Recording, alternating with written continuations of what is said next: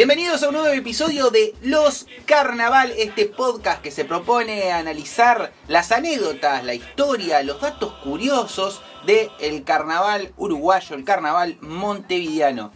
Seguimos en esta relación carnaval y proceso dictadura cívico-militar uruguaya, en donde, como ya vimos en episodios anteriores, las murgas, principalmente las murgas, pero también vimos que el resto de las categorías estaban metidas, digamos, en el asunto, buscaban la vuelta, la manera de poder, no todas, pero muchas, traspasar la censura, por decirlo de alguna manera. Y ahora vamos a ir a... hicimos lo que pasaba antes de la dictadura en sí mismo, y ahora vamos a empezar a ver ese proceso que llevó a el retorno a la democracia. Para eso me acompañan los Batman y Robin de la información carnavalera, y ya no solo carnavalera, sino histórica, periodística y cultural de nuestro país. Me refiero a Robin Jausolo y Martín Rodríguez. Robin Jausolo, ¿cuál es Batman, cuál es Robin? Y yo puedo ser Alfred. Alfred. Aunque tiene más pinta de Gatúbela. Martín Rodríguez. Acá, ya estoy. Comenzamos fuerte. Bueno, un poco de humor para comenzar un podcast que promete tener mucho contenido.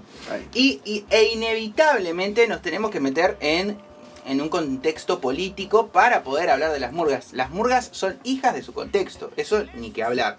Así que, Robin, nos ubicamos, comenzaba la década del 80, por ahí. Bueno, ¿cómo estaba la situación política del país? ¿Qué se transitaba? ¿Cómo estaba? ¿En qué estaba la dictadura? La dictadura que fue hasta el año 85. Claro, si vamos a marcar un mojón, el 1 de marzo del 85 es cuando la dictadura deja el poder para entregarle al primer presidente democrático, que fue Julio María Sanguinetti. Bueno, estaba sumido en una crisis económica brutal. Entonces, también pasa algo. Los militares deciden hacer una reforma constitucional. ¿Eso qué marcaba? Que después de 9 años, la ciudadanía podía votar, podía elegir.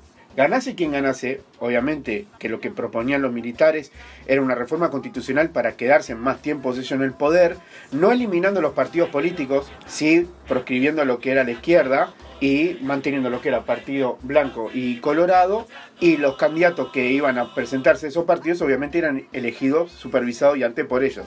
Si había un candidato de los partidos de derecha donde tenía un tizne centro izquierda o izquierda, esos no iban a ser tomados en cuenta. Entonces, lo más importante que de esa época era que después de 9 años se iba a poder votar. Por 2 opciones, la papeleta sí y la papeleta no. Sí a la reforma, no a la reforma.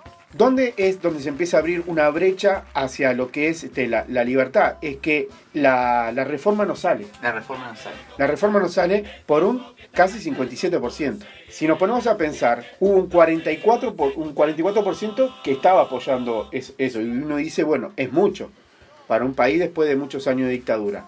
Pero también pongámonos a pensar que un 56%, 57%, sin propaganda. Claro, eso yo creo que es lo más importante, ¿no? Era sin propaganda, porque radio, televisión y prensa escrita, todo estaba abierto para el sí.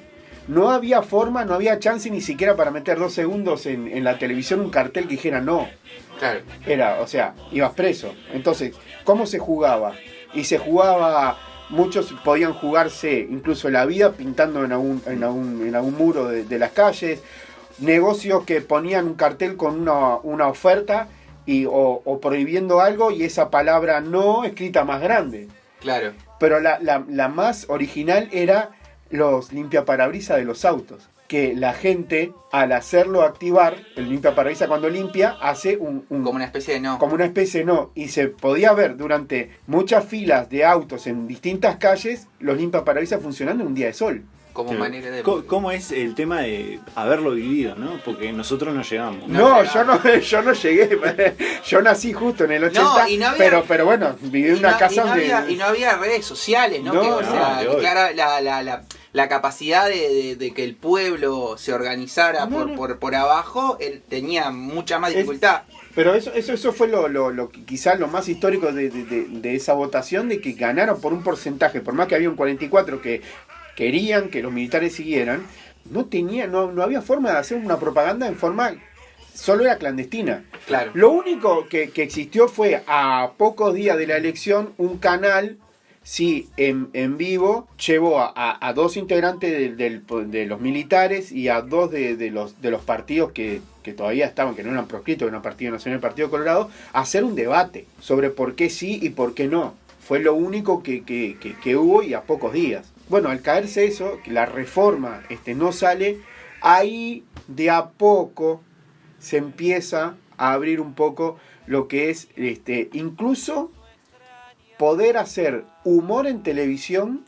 Bueno, yo recuerdo a Jorge de Nevi decir hasta el año 82 lo único que hacíamos era chiste de infidelidades y de suegras, porque no podíamos hacer otra cosa. Entonces después del plebiscito del 80 es cuando... Recordemos que, entre otras cosas, el plebiscito lo que quería es una reforma constitucional grande para que habilitara de alguna forma que los militares se perpetuaran en el poder, más allá de cualquier cosa. Ahí está. Haber perdido ese plebiscito es como también afloje, digamos. Es como que la sociedad se empezó a tomar libertades que antes no tenía, o antes veía que tenía un poco de miedo. Claro, veían que bien, encontraron una debilidad en eso que parecía que era imposible, que era poderoso, encontraron el talón de Aquiles y bueno, ahí empezaron a entrar. Y también recordar, y ya con esto dejamos un poco la previa, que a finales del 80, después del plebiscito, final del 80 y principio del 81, acá se organiza un campeonato de fútbol. El Mundialito del 80. El Mundialito del 80 con todos los campeones del mundo, como una especie de pan y circo también, como en Argentina, Argentina el 78 con Videla. Bueno, eso no alcanzó porque ya el plebiscito ya se había perdido, pero era un poco de tratar de distraer la atención. Claro, no era solamente eso que fue que la sociedad tuvo un poco más de libertades, ¿no? Son un cúmulo de cosas que van... También el tema de la crisis económica hizo que la gente vea que no se podía seguir así, ¿no? Que se tenía que hacer algún cambio, ¿no? Bueno, y en este contexto más o menos del resurgimiento de la opinión pública y de la lucha política, del no te metas que había prevalecido en estos años, ¿no? No te metas, ¿no? Es bien interesante esa frase. Voy a contar una anécdota chiquitita. Recuerdo que alguien de mi familia, no recuerdo bien cómo fue el caso, pero que en esa época había pegado un cartel político, digamos, contrario a la dictadura a la puerta de su casa. Y al otro día vinieron a golpearle la puerta y le decían a mi abuelo, Fernando, no sabe lo que le pegaron en la puerta. Claro. ¿No? Esa cosa de la gente no toma postura. Si alguien lo hizo, debe ser porque vino un subversivo y le puso algo a la puerta de la casa. Claro, imagínense lo que era tomar postura dentro de algo de opinión pública, ¿no? Como ser una murga, ¿no? O sea, se tenía que pensar desde el cero una cosa bastante profunda, ¿no? Y bueno, surgen así varias murgas. Una es la Reina de la Teja, por ejemplo, que contribuye a la visibilidad de la oposición al régimen, ¿no? El carnaval consolidó entonces un perfil opositor y, aunque asediado todavía por el férreo control de la censura, se convirtió en un decisivo ámbito de resistencia contra el autoritarismo, ¿no?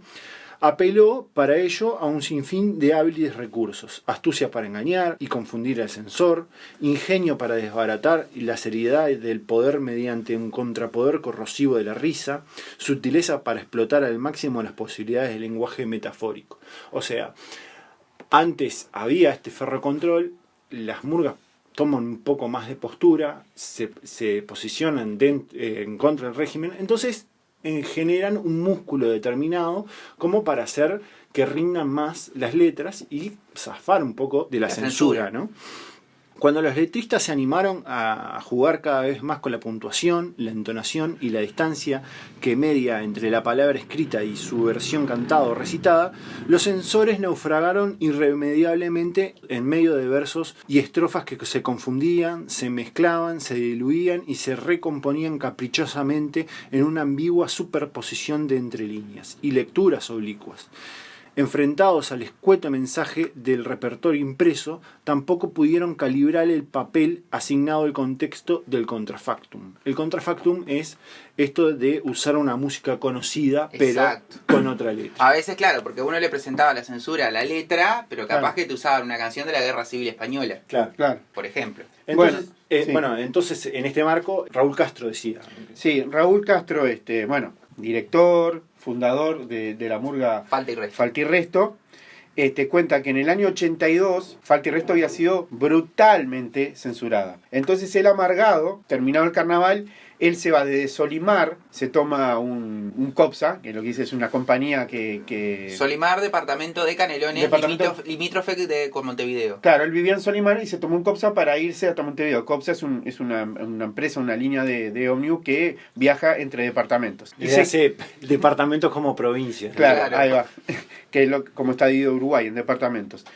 Y se queda dormido. Mientras duerme, él ya se imagina crear un cuplé de una murga que no existe. Entonces esa noche escribe lo que sería Murgalá. Murgalá es un cuplé muy famoso de Falta y Resto y también de la historia de las murgas. Es una murga que no existe, pero va más allá de eso. Él dice, Raúl, el Flaco Castro, dice que ese cuplé es una rebelión al sometimiento y a los muchos años de silencio que recibieron las murgas por parte del comité de censura. Entonces, ¿qué pasa? Él lo primero que decidió cuando terminó de escribir ese cuplé es hacerlo durante el año, porque Falta y Resto trabajaba todo el año. Por algo se le puso el nombre de la murga de las 4 estaciones. Porque trabajaba todo el año. Entonces él decidió usarlo en invierno, para después de carnaval. Entonces unos compañeros de la murga lo terminaron convenciendo de que no, que lo usara para el próximo carnaval. Y bueno, a fin de año lo empezaron a ensayar para el carnaval del 83 y no salía el cuplé y no quedaba convencido y él pensaba que la gente no lo iba a entender. Así que terminó sacando ese cuplé y poniendo una pavada para rellenar porque los tiempos se agotaban. Y cuenta que en un ensayo estaba un famoso personaje conocido del carnaval, el Canario Luna. Y el Flaco Castro lo personifica así. Dice, fiel a su estampa, vaso en mano, codo en el mostrador, y le dice, patrón, ¿qué pasó con el cuplé ese de la murga que no existe? ¿Por qué no se hace? Y entonces ahí el Flaco Castro le explicó, dice, pero no se crea que la gente es boba, lo va a entender, hágalo. Dice que lo fulminó con la mirada y le dijo, hágalo sin duda. A la semana siguiente lo presenta a la comisión de censura y a los 2 días va al Teatro Solís, porque era ahí donde funcionaba la comisión de censura. Cuando llega, lo cruza uno de la comisión de censura, un militar, lo frena en la escalera y le dice, lo felicito por la letra. Y ahí el Flaco Castro dijo, upa, ¿qué es esto? ¿Qué pasó? Antes de presentarlo, él se junta con la que era su esposa en ese momento, Rosario Lazaroff, que lo lee y le dice, no, esto está bravo. Vas a ir en cana con esto. Entonces ella le inventa una trampa y ambos empiezan a escribir en parte en prosa y en parte en verso, cambiando la acentuación de las rimas, haciendo de que no se dieran cuenta del mensaje.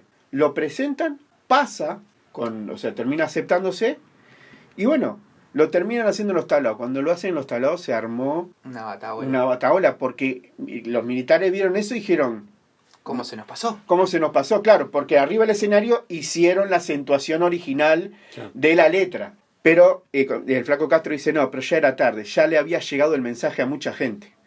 Entonces, en una noche, el comisario Herodes Ruiz le llegó a confesar al Flaco Castro, esa noche casi vas en cana, le confesó. Herodes Ruiz era el nexo en época de la dictadura entre los carnavaleros y los militares. Era el que conciliaba y generalmente tiraba más para los carnavaleros, pero era el que conciliaba las dos partes. Durante el tercer gobierno del Frente Amplio, el segundo de Tabaré Vázquez, fue nombrado jefe de policía de Maldonado. Vamos a el famoso cuplé de Murgalá. Luego de haberlo estudiado y después de meditar, allá en mi barrio formamos una murga sin cartar. Una murga que no tiene presentación ni cuplé. Una murga que no tiene director que diga 3. Que no se pinta la cara, que no tiene batería, que no aleja las tristezas trayéndonos alegría. Que no baila, que no ríe, que no tiene despedida, que no sale por los barrios para no ser aplaudida. Y un famoso estribillo que decía, ay, qué loco que está el tipo que está cantando, por seguirle la corriente, lo seguimos escuchando. Ahí está. Porque había un cupletero ahí que llevaba la... batuta, digamos. Bueno, en un contexto así de participación popular masiva que anticipaba ya la caída de la dictadura, la población también se identificaba bastante con la izquierda, por lo menos la población montevideana. Carnavalera, tal vez. Carnavalera también, de ese ámbito. Pero claro, no tenían un lugar público para la expresión en sí, ¿no? Llevada tanto por la necesidad de sentirse protagonista de ese cambio y de manifestar públicamente su esperanza, como por el miedo vinculado a las barreras represivas implementadas contra todo lo que se consideraba como marxista, la izquierda se veía reducida a la clandestinidad y obligada a simular las reuniones de carácter político bajo algunas, por ejemplo, fiestas familiares. Claro, parecía, ¿no? que es un cumpleaños y en realidad era una reunión política. Asimismo, como ya lo hablábamos, manifestaciones masivas como los partidos de fútbol o carnaval mismo, el tablado, digamos, mismo, dieron lugar a la relativa seguridad, a intercambios, a expresiones públicas de apoyo y compromiso o contestaciones, y ayudaron a entrelazar de nuevo los vínculos sociales afectados a lo largo de los años de plomo. De este ambiente un poco nos habla Raúl Castro de vuelta, que vino de invitado ya. Claro, Raúl Castro, algún día vamos a charlar mano a mano con Raúl Castro. Vamos a hacer un programa de 2 horas y media. Es que hay tantas historias para hablar con el flaco. Tantas historias de antes y bueno, y toda la revolución que ha causado ahora. Toda la revolución que ha causado ahora. Pero decíamos, un fragmento, ¿no?, del flaco Castro. A principios de los 80, tras el plebiscito, comenzó a verse el humito de un volcán que estaba por estallar. El pueblo uruguayo no estaba quieto y los obreros y estudiantes tomaron la posta con volantes, pintadas clandestinas y casetes en lucha por recuperar la democracia. Era un germen de libertad que se expandía rápido y se avisoraba imparable. La calle se convirtió otra vez en tierra fértil para plantear las inquietudes que habían estado tanto tiempo reprimidas, y a mí me llegó profundamente la necesidad de unir la política con el canto contestatario, que fueron parte racional y emotiva de mi juventud a través de la murga. Lo esencial era darle a la gente el único mensaje posible en ese momento. No estás solo, somos muchos los que pensamos como vos. Mirá que hay una esperanza y se puede salir adelante. Además, y aunque la base social del género murguero siempre fue contestataria, contracultural y por ende popular y de izquierda, en ese entonces ya estaba muy claramente conformado un grupo de murgas como Araca la Cana, La Reina de la Teja, Los Diablos Verdes, Antimurga BCG, La Muñeca, La Gran Muñeca, La Justa, La Solidaria, más otras tantas del movimiento cooperativo que tenían por un objetivo claro: voltear la dictadura. Acá hay algo que está muy arraigado, ¿no? Sí. De las murgas volteando la dictadura, que es un poco épica, un poco mito, un poco realidad, pero tiene como esas cosas de... Hay mucho carnavalero de esa época que se golpea el pecho y que todavía dice, existe hoy. Nosotros volteamos la dictadura. Pero me parece que por esto mismo, ¿no? Porque no había tanto ámbito de público de denunciar cosas. Claro. Y bueno, el carnaval tenía como ese canal. Era como habilitado, ¿no? Legitimar un discurso. Claro. Y hacerlo, expandirlo. Bueno, justamente, muchos profesionales de las artes escénicas, del arte, de la música, se refugiaron en carnaval porque vieron lo que decía el flaco Castro hace un ratito, lo que leía Sebastián, un volcán a punto de estallar. Bueno, se fueron a ese volcán porque se dieron cuenta de que ese era el refugio para poder expresarse. Recordemos que en la dictadura cerraba teatros. Claro. Cerraba teatros con los instrumentos adentro de las bandas musicales. Toda esa corriente artística se fue al carnaval y aparecen muchos del arte en murgas y en otras categorías. ¿Y qué pasa? Vieron a ese género, el carnaval, no solamente verlo en el concurso, sino comprar los discos, claro, escucharlos, ir a todos los shows que fueran en Montevideo a seguir mirando, ir a los ensayos de esas murgas. O sea, era como encontrar un lugar para la militancia dentro de la cultura. Y a partir de entonces nacen murgas que se sienten investidas de una nueva misión: asumir un compromiso que les transforma en un ruido en el sistema. Sus producciones, pensadas como un canal de expresión, se destinaban a un público en ruptura con la ideología dominante, y en las narices mismas de los militares apelaban a la inversión del tiempo carnavalesco para cuestionar los caminos del orden establecido. Este nuevo público, más politizado, encontró en el tablado algo más que un simple momento festivo y familiar. Esto quiere decir que ya el tablado dejó de ser un lugar para entretener y reírme con los chistes más pavos o más verdes que podían hacer las agrupaciones de cualquiera de las categorías. Ya prácticamente podía decirse que era un comité de base. Sí. los tablados eran un comité de base.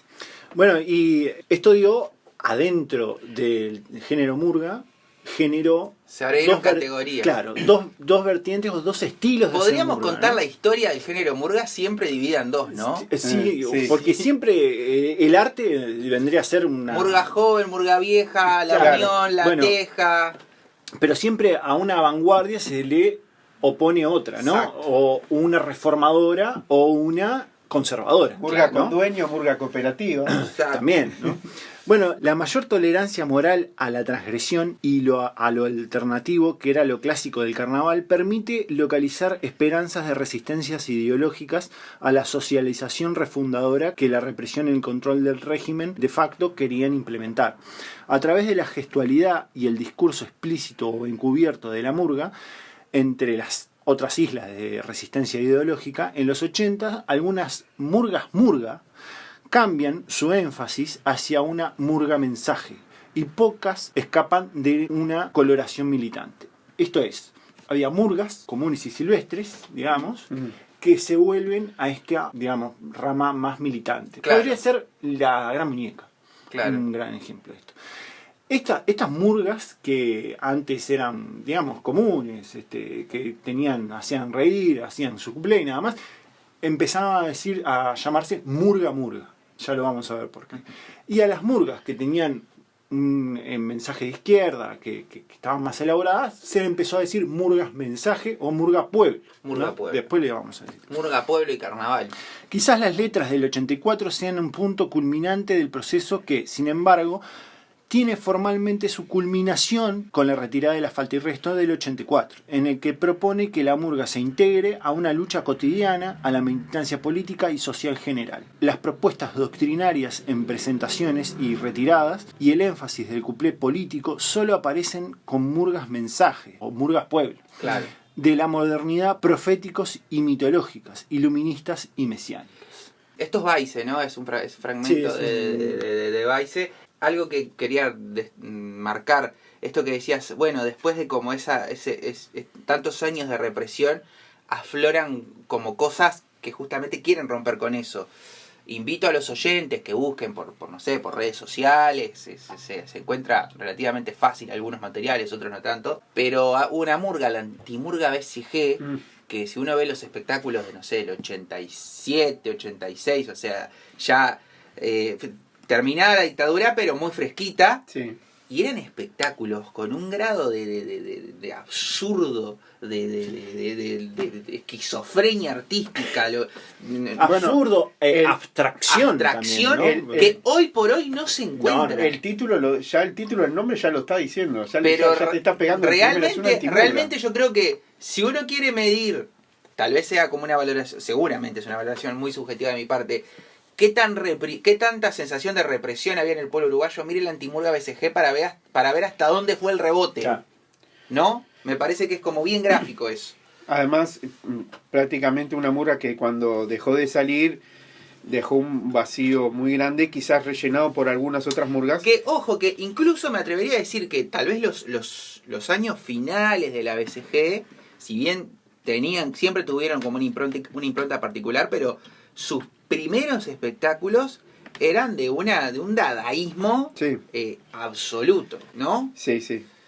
Bien, entonces, complementando lo que decía Martín sobre la distinción de las murgas, con la creación de la Reina de la Teja ya el bloque de las murgas de la Teja ya estaba un poco más consolidada, porque teníamos a los Diablos Verdes, teníamos a Araca la Cana, bueno, ahora con la Reina de la Teja ya se hacía mucho más fuerte con respecto a lo que eran las murgas de Unión. Entonces, la diferencia era murga de la Teja, murga pueblo, espectáculos politizados con mensaje de izquierda. La murga de la Unión, murga, la murga se planta y canta fuerte, murga que hace reír con situaciones banales, con chistes subidos de tono. La gente lo identifica como murgas de derecha, aunque no todas de la Unión eran así, pero bueno, ese en blanco y negro, sí o no, Peñarol Nacional, exacto. Bueno, en murgas era así. Entonces, una cosa que dice Daniel Porteiro en Brecha, el 8 de enero de 1999, dice lo siguiente: con el surgimiento de nuevos formatos en la murga de los 80, Tito Pastrana, que ya lo hemos nombrado muchas veces, marcó posición adjetivando la suya, la murga de la Nueva Milonga, que era director, como la murga. Criticaba la toma de posición político-partidaria, oponiéndole la necesidad de divertir, siendo parte de las llamadas murgas de la Unión. O sea que, si bien ahí Tito Pastrana como que está en contra de los espectáculos, mensajes partidarios, y se pone del lado de lo que es las murgas de la Unión. Bueno, contundente programa, me parece. Yo sí. Cada vez que los escucho me voy enriquecido.